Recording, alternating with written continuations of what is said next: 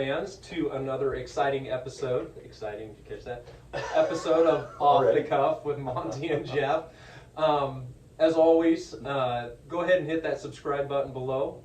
You can also ring the little bell that lets you know when we upload new content. We've had a little break, Monty. It's been I only drank 6-pack, so I'm not drunk yet. Yeah, good. Just a 6-pack. That's good. We're ahead of where we normally are. No, just kidding. But yeah, we're excited to be back, giving you more sports topics to discuss. Anybody that's been around the sporting world here in this last week knows that one of the biggest moves, especially in college football, is that the Big Ten has voted to accept USC and UCLA as new members of the Big Ten Conference, which will make it 16 teams now. 16-team conference, in 2 years. And it will span. The conference will span from the East Coast all the way to the West Coast. Pretty big deal. It's a huge deal. Yeah, it's a huge deal. I mean, there's no other conference that goes coast to coast. No, there isn't. And who would have thought we'd be the first one? I would have not thought that. Big Ten is always kind of regarded as this stodgy, old school, kind of set in their ways. Midwestern, and to go out and make this move. Obviously, the move was in response to Oklahoma and Texas going to the SEC. True. I don't think there's much doubt that was kind of the basis or the impetus for this actual move. The Big Ten had to compete with that, didn't they? They did. They had to. They did. Otherwise, they were going to get left behind. Yep. And obviously, I've talked to a lot of people with sports opinions, and there are a lot of them that are like, this is the beginning of the end of college football as we know it. And I agree that might be a possibility. But I also know, having heard Trev Albert's comments with regard to the expansion, it's kind of one of those things, you either are in front of this movement or you're going to be left behind. And honestly, I don't think you want to be left behind in this situation. You definitely don't.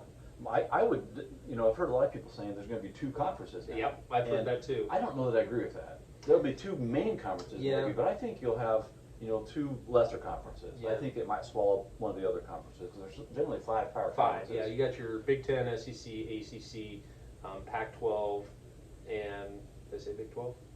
ACC, Big Ten, SEC, Big 12, and Pac-12. So, those are the Power 5 is what they've always been referred to. But so, which one do you think will go first? Which one will dissolve first? I honestly, I have actually, and I honestly think that if any conference is going to have those 5 is going to dissolve, I think it's the Pac-12. Yeah. I think this was just the first move with UCLA and USC moving to the Big Ten. I think I read somewhere where, obviously Los Angeles is the #2 media market in the country, right behind New York. Okay, right. So a big portion of their TV rights or whatever were based on those 2 schools. All of a sudden they're gone. Mm-hmm. So you're talking about 10 other schools now that. I think I read that with UCLA and USC and the Pac-12, their bargaining rights for their new deal were going to be about $50 million per school. With those 2 schools gone, it's going to drop all the way down to about $30 million. So big chunk of change that's leaving. That's substantial. And I guess that kind of goes into our next kind of ideas, or what we were going to talk about during this little segment is, if the Big Ten is at 16 teams, the SEC will be at 16 teams when Oklahoma and Texas leave. And when is that? Is that in 2 years? I think it's not this year. I think it's next year. Okay, so 2023 then. So I couldn't remember what the date was. So when that happens, do these 2 big conferences, the SEC and the Big Ten, do they stop at 16, or do they go to 20, or do they go to 24? Where does it stop? That's an interesting topic because where do you stop at? No, 20. Yeah, I don't know. I mean, 16 is plenty big. Winning a conference with 16 teams is a big deal. Oh, absolutely it is. So, 20? Good Lord. Yeah. Well, okay, so say we went to 20. This is one of the things that Monty and I like to discuss is the what ifs. So if we went to 20, the Big Ten, I say if the Big Ten went to 20 schools, and we're at 16 right now, who would you want? Who would you want to be the other 4 schools, and why? Well, let me just first say, there's a lot of schools to choose from. Oh, absolutely. And it's hard to narrow it down to 4. I wrote down a lot of schools today, and I had 2 that I definitely wanted. And that was Notre Dame and Stanford. Okay. Whether we can get Notre Dame, I don't know. But I think Notre Dame is a Big Ten type of school. Mm-hmm. whether or not they'll play ball, whether or not they'll be like a New Texas is going to be the problem. Yeah. If they're going to be like a New Texas, then I would drop them off my list. 'Cause I don't want that. Right. I don't want to repeat a Texas. Right. But I would ask you this: if we could get OU instead of them going to the SEC, would you sign off on that? You know, I'm kind of a purist from the standpoint of I do miss the Nebraska and Oklahoma rivalry. Absolutely. You know, when us playing them last year and then getting to play them again this year is something that I've enjoyed. I enjoyed that game last year, even though we didn't win. We played well, though. We played well, Yeah. and probably had a chance to win that game. We probably should have. So I would be okay. I would have been okay with OU joining. I know at one Yep. time there was talk that Oklahoma was considered before they went to the SEC. So I would love that. If that was a get, I would replace Notre Dame with OU. Yeah. You know, in Yeah. a heartbeat. yeah, absolutely. But if we can have both, I'd be okay with that too. Sure. But the other choices I made was Oregon and Washington, and you know, because they're just both quality schools. Mm-hmm. You know, academic wise, athletic wise, they're great. But I had a lot of other schools that it was hard for me to cross off my list. You know, Miami of Florida is one that I really thought would be well, awesome. that'd be a school that we would love to hate. You know, when we It played would. them, in was it 2014 when they came to Nebraska and we played them in Lincoln And we beat them. Yeah. I remember the atmosphere. I wasn't at the game, but I remember watching it at home, and I could feel those old, like 1980s, 1990s, early 90s, you know, emotions of how much I disliked them, kind of coming out. And you know, that game got chippy. It did. It was a fun game to watch, though. So I could understand the desire for Miami, Florida. And then having a South team in there too would also help the media market part of it. Absolutely, absolutely. So, Yeah. but I did notice that your three of your four teams were Pac-12 schools. Yes. And so that makes me think that you're kind of leaning towards the idea that maybe the Pac-12 is going to be, if there is a conference of those five that's going to dissolve first, probably will be the Pac-12, or maybe that was the most tenuous right now of not being. I just thought they were the most desirable. Sure. I guess I hadn't thought about the conference going under necessarily, but I just thought they were the most desirable. Sure. But a North Carolina would be a great school to have in there. I agree. And a Clemson would be a great school. Even Kansas, I think, would be good. I know they don't have the cachet necessarily in anything other than basketball, but I wouldn't mind seeing them in the Big Ten. Okay, so here's another thing that we've talked about or we've discussed behind the scenes. One of the Big Ten's biggest hang-ups, I should say, or one of their stipulations for most schools that if they've looked at to join the conference is whether they're part of the AAU accreditation. Every school, except for Nebraska now, Nebraska was, when we joined the conference, is part of the AAU accreditation group. Those four schools that you listed, which Notre Dame, ironically, is not listed under the AAU, which I don't understand, but Stanford, Oregon, and Washington, all three of those are AAU schools. So I can understand why they would be good fits. I can understand why they'd be good fits from a media standpoint. You know, you get with Washington, you get the Seattle market, you get the Oregon, the Portland, Oregon market. Stanford, well, you get bigger than that even, I think, with Oregon. Yeah, because Oregon's become a national. They really have, Yep, and then Stanford with the Bay Area. And it's the harbor of the West. It is the harbor of the West. So you were saying Northwestern might not like Stanford. Well, I had read something that said, there's some ideas that maybe Northwestern wouldn't like Stanford being in conference because they're, from an academic or a scholastic standpoint, they would be direct competitors for those students. However, I think that the strength in having them in the conference would outweigh things. Before I go any further, I do want to say that Monte and I have similar thoughts. The Oregon, Washington, Stanford thing, those were the three of the four schools that I was leaning towards as well as part of my wish list. I had Notre Dame listed too. But he has them listed on top, folks. Just so I do have them listed on top. Okay, you don't have to point that out. I have them listed on top. I have them listed on top, but I'm afraid of what Notre Dame would do to the Big Ten just in order for them to be part of the Big Ten. For all of you Notre Dame fans out there, I'm going to offend you. I'm sorry. Notre Dame thinks that they are better than everybody else, which is why they've remained independent. They have felt that they deserve to, or that they command such a media following and a fan base following that they don't need a conference. I'm just worried that if they decide to come to the Big Ten, that they're going to maintain that idea that we don't have to share things equally, which is what we ran into with Texas in the Big 12. Yes, we did. And I worry about that. how do I want to say this? Then I'm right. You just have to say, Jeff, you're right. No, I lost my thought actually, so let's go back to that later. We'll come back to it. We'll come back to it. But yeah, so I actually kicked Notre Dame out. I know, like I said, I kicked Notre Dame out, and I think I'm going to lean towards North Carolina. I don't know why that North Carolina idea is appealing to me. I don't know if it's another East Coast school, another recruiting ground. You know, you get down there kind of by Georgia, the Carolinas, that area. A lot of athletes over there. There are, and just think of that. That'd be fun from a basketball standpoint. It would. Well, I'm not sure we're ready for that. Well, yes, I know that too. But okay, so going outside football. We all know this is driven by football and money. But think if the Big Ten Conference, which already has Nebraska, Penn State, Wisconsin, Minnesota, Illinois a lot of years, Purdue a lot of years, Ohio State's been pretty good in volleyball. We've added USC and UCLA, who are traditional powerhouses in volleyball, and you added Stanford, Washington, Oregon, who are also traditionally very good in volleyball. You could have potentially 10 teams out of the top 25 be in your conference. Oh, I think it might be higher than that even. And it could be. Yeah. And that's crazy, and that would be exciting. Oh. But like Monty said, can you imagine how much it would mean to win a conference championship in volleyball with that group of teams? Yeah. It's just like the winning the national championship. It would be. It would be. I mean, that's a lot of times you're. It's like that now in a lot of ways. Your final, that would be even more. So. Your Final Four a lot of times has been Big Ten teams plus Texas, or Big Ten teams plus Kentucky, or something like that. And Stanford. But if Stanford's part of it, holy cow! Yeah. I mean, I would love it. I've always been a fan of Stanford. Yeah. I've always said that if my kids were going to go to a major college and it's not Nebraska, I want it to be Stanford. Okay. And of course they didn't do that. Yeah, well, that's okay. I understand that. Stanford is, like you said, the Harvard of the West. It is. So, and what do you think about Florida State? Florida State is interesting to me just from the standpoint. They're down right now. They are, but so does Nebraska. If we're being honest about football, we have been.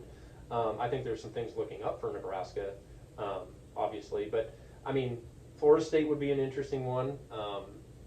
You and I have both written down some that are crossover. Pittsburgh was way better last year. Will they be as good this year? They've lost their quarterback, lost their good receiver, and lost their offensive coordinator to us. So, but you got Utah. Utah was fantastic. I mean, they were pretty darn good last year. I love Utah. I like Utah too. I like the way they play. I do too. They're awesome.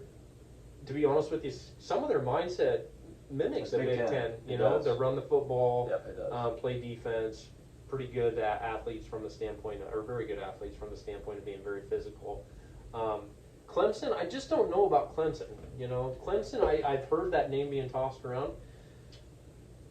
Clemson, number one, I don't really want to see Dabo swinging more than we have to. I'm not a big Dabo fan. You're not, really? No, I'm not. I like Dabo. You like Dabo? Yeah, I do. It's a rags to riches story, and I like that. He is, and maybe I'm a little bitter that when we played them in the Gator Bowl way back when Pelini and Dabo were first-year head coaches, it looked like Pelini was the guy that was up and coming, and Nebraska was up and coming, and this ended up being the other way around. Maybe I'm just bitter about that, which I've never been accused of being bitter about things in the past. So perish the thought. There you go. But there's all Kansas, Duke. Monty has Kansas, Duke. I had Virginia written down, which Monty did as well. Here's kind of an interesting thought, though, and Monty and I also had a conversation about this. Where schools are leaving their current conference for better deals, what's to say a conference couldn't say to a school that's been underperforming on the athletic field or has boot them out? Yeah. What's to say they couldn't? What's to say they couldn't buy them out? I would hope that wouldn't happen. Has that ever happened? I don't know that it's ever. I don't know that it's ever happened. But can you imagine how society is nowadays? I can't say that it's out of the realm of possibility. I just can't think of a time when that's ever happened. Right. But it doesn't mean it couldn't happen. Couldn't happen. So from that standpoint, one of the schools that I threw out there that Monty's like, that's not going to happen. Missouri is an interesting school, just from the standpoint of there's some natural rivalries within the Big Ten with Nebraska, with Illinois. We'd have the St. Louis recruiting grounds, Kansas City recruiting grounds. It would help that. Would be interesting there. And the last few years in the Big 12, I really grew to hate Missouri. I've never liked Missouri. Their fans I did not care for their fans much. For a team that had only recently become somewhat decent. They like to talk a lot. Yeah. And so, from a rivalry standpoint, I could see that. But again, that's a big what if. But because they're making big money in the SEC, and they are. And who's making more? Do you know? I don't. I believe the Big Ten schools are making more than the SEC. I think. Per school. Per school. Yeah, I think you're right, because I think they said with this the new deal with UCLA and USC that they're estimating $80 million a year per school, something like that. Because it's like 50 right now. I It's think 50 or 60, right yeah. in there somewhere. Yeah, 80 would not be out of the realm of possibility. Right. I would say. Right. Well, Monty was telling me an interesting stat that since UCLA and USC have been accepted into the Big Ten, that the Big Ten networks per month cost per viewer in California was, what did you say? It was 10 cents per month a month ago, and now it's $2. Holy cow! And it's two years away. Yeah, it's not even here yet. So they're starting to scat us already, I guess. They're gonna have to. Yeah. So No, I'm curious about Notre Dame a little bit. Okay. Because they do have a conference tie-in right now to the ACC. yes, they do. And so they might be left high and dry if the ACC would disband. Mhm. So if the SEC envelop them, or even the Big 12 envelop them, Mhm. that could cause them trouble. So I imagine they're watching that pretty close too. Mhm. Well, I would think so, and I think if I understand that correctly, that tie-in with the ACC, it's been not complete. It's not complete. It's in other sports other than football, it's much more of a solid tie-in. But in football, they still remain independent, right? I know during the COVID season they played an ACC schedule. I'm not certain. I'm not sure what the deal I is would on have to that. look to Yeah. be sure, but you're right. From a Notre Dame standpoint, they've got to walk a tightrope. Okay, we think we're worth this much. Do we hold out for this, or if we hold out and they say, "Too bad, we're not going to wait for you," and then they're left out in the cold. All of a sudden, you have this group of say each conference goes to 24 teams. So you have this group of 48 between the SEC and the Big Ten. Yeah. 48 halves. Yeah. And 100, and so that'd be about there's 122 schools. Okay. To 74 schools that would be considered the have-nots to form their own conferences. Right. Outside of that, I guess, like I said, do you want to be in the group that has, or do you want to be in the group that doesn't have? Notre Dame's going to be one of the groups that have. Well, I think they will be They too. definitely want that. They want that, Yeah. but the problem is are they going to swallow their pride and say, okay, I'm going to be, because I don't want them in the Big Ten if they think they deserve a bigger part of the piece of the pie. So if they want more money than every other school, you're saying no way. But if they want to come in on equal terms with everybody else, like every other school would be, where you're not a full conference member for like a couple of years Right. after you're in the conference, then you would say yes. Let's get in. I would say probably yes, but man, I would have to keep a close eye on them. I don't Yeah. know. We got along with Texas okay for A couple of years, maybe. about 4 or 5 years, and then those last 8 or 9 years in the conference were pretty rough. It was really fun to hate Texas, though. It was, and I still do. I still do too. Yeah. But yeah, so I don't know. So your Final Four, you said, is Notre Dame, Stanford, Oregon, Washington? I think I've got to go with that on the condition that Notre Dame is an equal partner with all the other teams. Okay. Not an above. I mean, below would be okay, but no, definitely not above. Right. If that's the case, I would go with that. I've always kind of wanted Notre Dame in the Big Sure. Ten. And they have a similar mindset, philosophy, style of play. And I'm with you on that.